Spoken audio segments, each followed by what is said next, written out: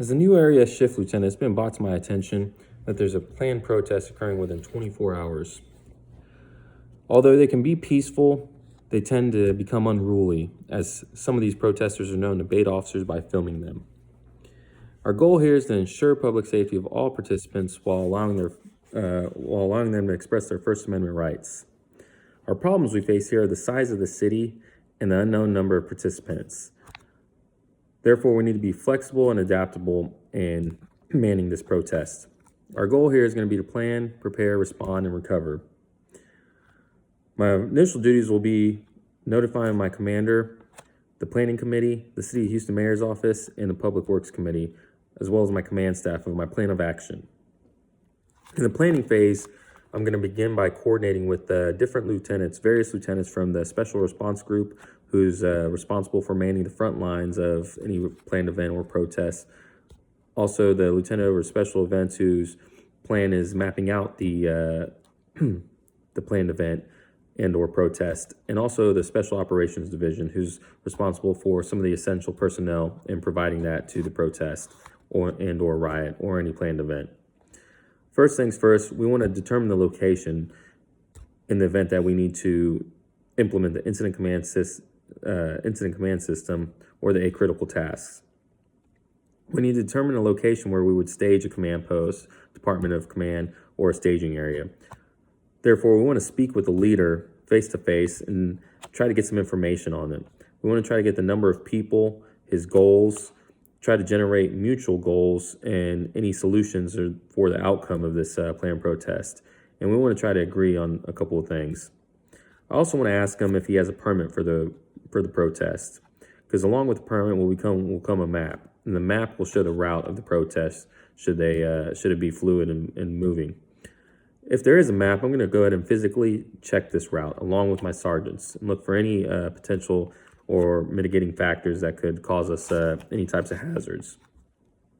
I'm going to staff one of my sergeants who will be in charge of gathering background information on the leader of this protest, checking any past history or any past protests he might have had, and coordinating with local, state, and federal governments to get any background information, make sure he's not any part of any terrorist organization.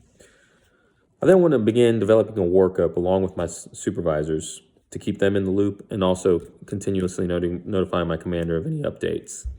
On this workup, I'm going to develop my needs for manpower and equipment. In the manpower situation, I'm going to go ahead and begin with our SRG, who's responsible for the front lines. Then I'm going to move to volunteers. And then second, I'm going to have to order personnel in. I also want to work on our equipment. We're going to need different equipment for the SRG and for our patrol officers, such as heavy vests, rifles, batons, smoke grenades, and shields, stuff like that, helmets.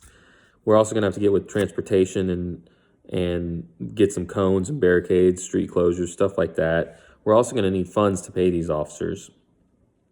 Therefore, I'm going to get with the commander over budget and finance and see where these funds are going to come from, if they're federally funded or if it's going to come from the city budget. Next, I'm going to get with the communications division. In large-scale events like this, we tend to lose cell phone coverage due to the amount of people operating off of one cell tower. We need to determine if we have secondary communications, such as radios and batteries available that we'll leave in a staging area. I'm going to leave my equipment sergeant to this. Also want to decide if we're going to need a mobile or fixed command post. In the event that it's fluid protests and moving throughout the streets of Houston, we're going to want a mobile command post, because we'll never know where the head of the protest is or the back of the protest. In the preparing phase, we're going to notify any external resources that we may need to notify, such as FEMA or Homeland Security or the Federal Bureau of Investigations, in the event that it is a terroristic organization. We also want to have one of my sergeants check any social media, which will be done in the background phase as well, see if there's any event invitations to this protest or anything of such nature that we can gather. I'm also going to want to speak with officers that are going to be working this planned event. I want to let them know about the situation that might arise, such as the protesters baiting them or inciting officers to use of force. And I want to remind them that they need to remain neutral and allow them to express their freedoms. And I need to remind them that they need to remain calm, cool, and collected in situations such as this. We do have to prepare in the event that it does turn unruly or riot might occur. Depending on the number of personnel and the number of participants, I want to have anywhere between 12 and 25 field forces manned with between 4 and 8 officers. It seems like a lot, but with the scale and the size of this city, it's just unknown how large this protest could get. I also want to have some undercover officers in unmarked vehicles scouting the area for any potential riots or any suspicious persons or packages. I'm also going to speak with DA intake and get pre-approval for charges we might need in the event that there are some unruly protesters. I'm also going to have bike patrol, foot patrol, and mounted patrol on horseback, as well as an observation point from a higher elevated area, such as rooftop. I also want to have a couple SWAT officers up there that have the capability of using their snipers in the event that it might be a terrorist attack or anything like that. I'm going to get with the logistics division as well.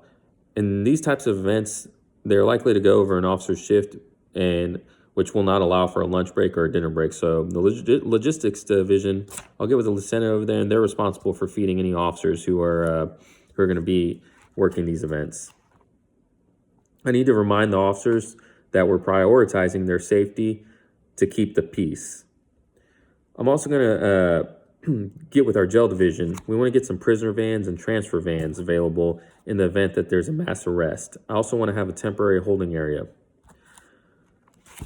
Once we begin to respond to this protest, I'm going to go ahead and implement the incident command system. I want to implement the 8 critical tasks, which include securing communications, identifying the kill zone or hot zone, which would consist of the actual protest. We're going to identify any ingress routes and egress routes. We also want to call for additional resources we might need, and we want to know where the safe zone's at. Additional to that, we want to be able to operate with any outside resources that are non-HPD, such as HFD or our Houston Fire Department Emergency Response Services, who's going to be responsible for the triage portion of the events in case there's any injuries. Once we identify the hot zone, if you will, we're going to make an outer perimeter to this. And even though it's fluid, we're going to have a safe area where we can man the staging area and the command post. I'll be assigned to the command post as I assume incident command until I'm relieved by a higher ranking authority. At my staging area, we'll have units respond, designated law enforcement officers to wait for their assignments. At that staging area, I'm going to have a safety sergeant and a liaison sergeant, as well as an equipment sergeant. My safety sergeant's going to be responsible for the LCAN report, which gives me a locations, conditions, action, needs report, and he'll constantly update me minute by minute as the situation unfolds. That way I can update the command center from the command post. My liaison sergeant is going to be responsible for liaising with the additional and outside resources, such as our Homeland Security or neighboring jurisdictions in the event that we need some additional help. My equipment sergeant is going to be responsible for all the equipment we need: the shields, bean bags, smoke grenades, helmets, heavy vest, and riot shields, stuff like that, batons, I could go on. During this phase, I want to have a formal briefing with the sergeants also. I want to outline our objectives and our expectations. As we begin to respond to this planned protest, we're going to have a plan of action for that as well.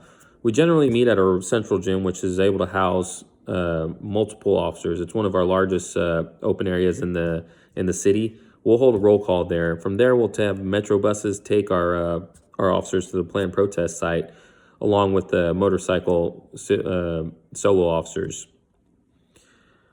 From there, I'll have sergeants deploy roving field forces to check the area for the planned protest, and he'll radio to us whether we need to remain on standby or continue to the protest. We'll have the SRG on standby for skirmish lines and such.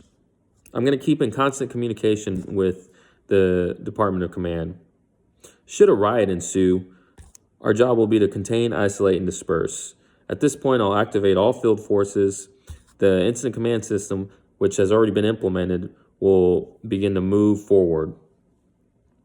Once we respond to this riot and neutralize the threat, we'll have medical on standby in the triage area should there be any injuries. If a riot does continue, I'm going to meet with the leader once again face to face, and I'm going to set goals and expectations and objectives. And I'm going to remind him that there are no laws to be broken or people will go to jail. I want to notify CID at this point, Criminal Intelligence Division and Homicide, who is in charge of investigating and responding to these planned protests. I'm also going to have our rapid mobile personalization units on standby in the event that we have a citywide assist drop. At the same time, I want to have canines on scene, and I want to have our air support overhead monitoring traffic patterns in the direction that this protest is heading. I also want to have mounted patrol on horseback, which is great for protesters. I'm also going to have city legal on standby in the event that we have a high-profile arrest. I'm going to remind the leader of the protest that our objective is to prioritize officer safety and then public safety as we contain and limit the disturbances, isolate any innocent bystanders, and disperse any crowds in an attempt to restore order. Once order has been restored, we're going to begin the recovery phase. At this point, I'm going to debrief with the officers and also the formal leader of the protests. I want to find out if his objectives and goals were met, what we could do better, what he believes we could do better, what I believe we could do better, and what our officers believe we could do better. I'm going to relay all this information to the district attorney's office for any formal charges that might be needed. And I'm also going to notify and route it through the central, through the CID unit and the homicide division. As I complete my after action report, I'm going to keep all of this in mind, and this is going to be forwarded to my commander all the way through the chief of police and the city of Houston mayor's office. I also want to follow up with any officers who may have been injured or experienced any type of trauma, and I want to offer them outside resources such as psychological services, and I want to thank them for the purpose that they served in the outcome of the protest. I'm going to implement a plan that's going to be daily, weekly, and monthly for at least 2 months to check on any officers involved. With all these resources, I'm confident in the fact that we can safely mitigate and end this planned event with 0 injuries and 0 loss of life while allowing these participants to express their First Amendment rights.